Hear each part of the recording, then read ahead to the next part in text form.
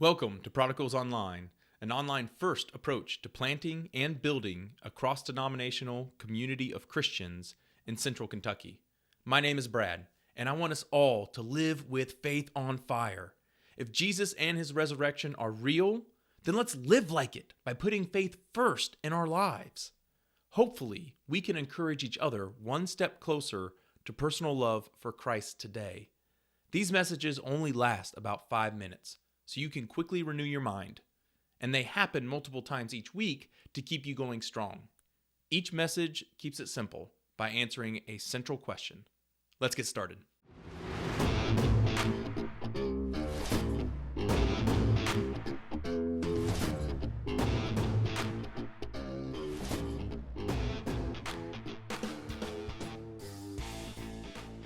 How should Christians treat conspiracy theories? With our social media culture, the speed at which information spreads has quickened exceptionally.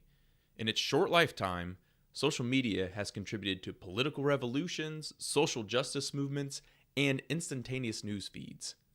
Putting aside media biases, technology accelerates everything for better or worse. So what works for good or true information works equally for bad or false info. Because of the click-to-share nature of today's data, more nefarious sorts, like conspiracy theories, spread like wildfire. Whether it's embezzlement, human trafficking, or even time travel, many such theories revolve around politics. Something about leadership and man's constant quest for power seems to elicit our suspicions of corruption. Imagine that. We shouldn't be surprised, because it has been that way since the beginning, and there are certainly examples in the Bible. In 2 Samuel 3, there's a full-scale war between Saul's son, with control of the northern parts of Israel, and David, who controls Judah. David enjoys military successes, but has an uphill battle usurping the inherited kingdom for Saul's son, Ishbosheth. But Ish is feeling the pressure. Like all leaders who can sense their power slipping away, suspicion runs rampant. Ishbosheth accuses a senior leader of his, Abner, of having slept with Saul's concubine, which is an unreserved accusation of treason in these times. Much later, we'll see David's son revolt against his father and claim the kingdom for his own by sleeping with David's concubines. So Ishbosheth is essentially accusing Abner of usurping his claim to the throne. Ish is undoubtedly buying into his fearful whispers. Just like his father was suspicious of David, Ish ostracizes his most faithful leader. Abner is so offended by the accusation that he switches sides in the conflict. Abner goes around to some of the other tribes to vouch for David's right to reign. He then presents himself to David, offering his allegiance and service to David's kingdom. David receives his former enemy with grace and warmth. However, David's commander, Joab, returns from a raid to find out Abner had been and gone. Joab is incredulous with David and suggests that Abner was merely playing the spy for Ishbosheth. Joab pursues Abner, coaxes him to return back from where he was going, and then murders Abner. Now there's a backstory. Abner had killed Joab's brother in a previous battle. Clearly there is some bad blood here. Whether Joab truly believed Abner had ulterior motives or he was just using it as leverage for his personal revenge is unrecorded. However, Joab leverages the accusation as a means to justify the murder.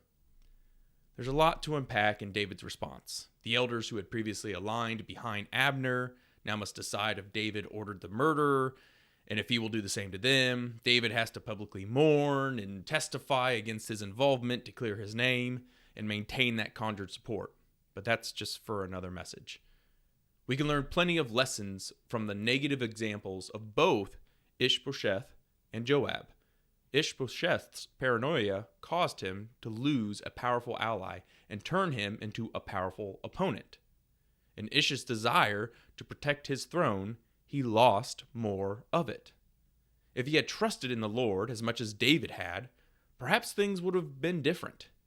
Ish would eventually be murdered as well. Similarly, Joab uses conspiracy to unintentionally wind up on the wrong side of David's ire. David distances himself from his commander, and upon David's deathbed, he instructs his son Solomon to kill Joab for the murder of Abner.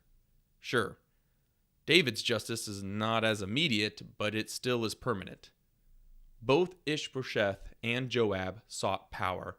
Both accused Abner of untruths that served their purposes or fears. They both lost their lives in their efforts to protect them. They were ruled by fear and conspiracy, ultimately dying due to their false accusations. So how should Christians treat conspiracy theories? In the way we should treat all worldly things, by keeping our minds on things above. We must remember that God sets the course of the world, even allowing unjust kings to be crowned. Daniel 2:21. Our fears suggest that something unfair or untoward may be afoot, but even if they are, should we place more faith in our detective skills or in the heavenly creator who's in control of it all? Our social media culture looks for concealed truths everywhere while ignoring the eternal truth so clearly evident. Romans 1:18. Let go of the fear and live for Christ above all. Remember, those who try to save their life will lose it. Luke 17:33. Ishbosheth and Joab are Old Testament testimonies speaking to our New Testament promises. Leave the conspiracy for those who are only living for this world. No matter who rules on earth, let's remember Jesus reigns above it all. Hey, thank you for tuning in to the message. If you want to join the Substack community, you can find the link on our website, www.prodigals.online. There, you can also find our guiding beliefs, donation links, and digital worship set lists.